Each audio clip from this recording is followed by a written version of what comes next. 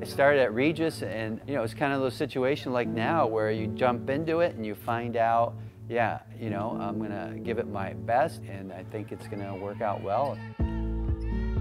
There's two things we want to do. One is culture, and culture is about the will to work.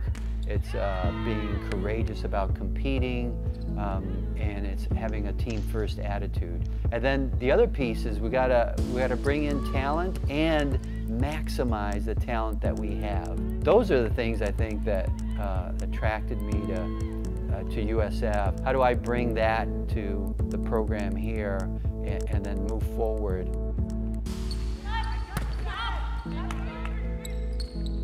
My style is more laid back in the sense of I'm very thoughtful, thorough. I want things a certain way. I want the players to be able to figure things out and have that confidence about being independent and handling things. I wanted a younger staff. I wanted energetic young people who would vest into what they were doing with us and feel like it's their program as well. And I can teach them the game and how to coach and making decisions, what goes into that. And Allie Scahan, our first assistant, I just think she's just primed to be a great coach. She wants to be a head coach. She'll be working specifically with our setters and then being our offensive coordinator. Hawaii is always so good with ball control, and I've always been impressed watching the various teams from Hawaii. And so Colby brings that to our program, both as a player and his ability to coach.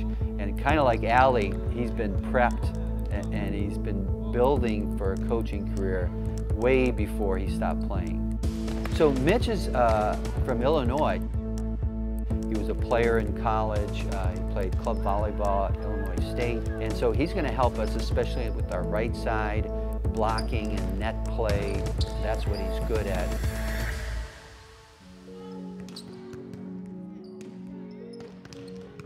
I think the returning group is really eager.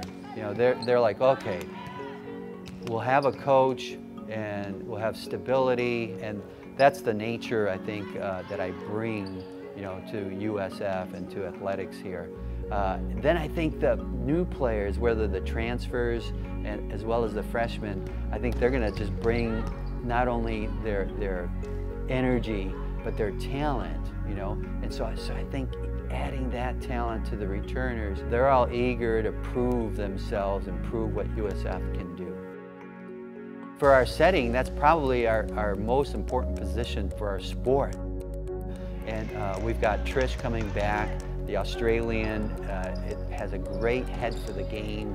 Erin Anthony is the incoming freshman, very talented, out of Houston, Texas. She's going to bring this unique ability to lead. We're looking forward to that competition, really cultivating that spot, and with Coach Allie bringing that out and really helping the team and enabling us to go forward.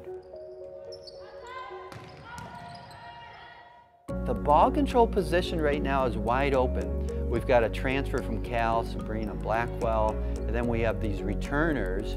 So we have Camille, we have Shannon, we have Dane. All had great springs from what I understand. Dane was great on the beach season. Camille did some beach high performance things with USA Volleyball. I think we have this great competition along with a freshman. Madeline is coming in from the local Bay Area, and I feel like that's the #1 contact, and it allows our setters to be really good. So I'm looking forward to this competition, and it's going to set the stage, I think, for the rest of the team.